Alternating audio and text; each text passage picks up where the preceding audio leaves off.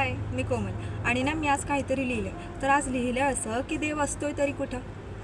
तर एकदा ना एका नास्तिक बाईनं येऊन विचारलं की देव असतोय तरी कुठं. मंदिरात शोधलं, घरात शोधलं, कुठेच कसा भासला नाही.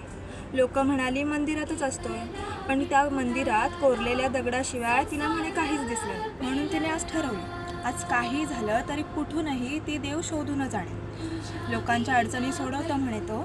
मी माझ्या थोड्या कमी करसान. मी ऐकलंय म्हणे तुला पाहायला हातात पैसा अडका लागतो, आणि माझ्याकडे तर या फाटक्या पदराशिवाय फुटकी कवडीसुद्धा नाही. कदाचित म्हणूनच तो पैसेवाल्यांचा देव माझ्यासारख्या गरीबाला साधा नजरेसही पडत नाही. आणि म्हणून रागानं त्याला जाब विचारायला हातातलं सगळं कामधंदा बाजूला सारलं आणि गेली त्याच्या मंदिरात.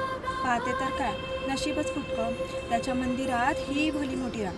आता माझा हातातलं कामधंदा सोडून त्याच्या रांगेत उभं राहणं मला काही जमायचं नाही, कारण मला ठाऊक आहे ह्या रांगेत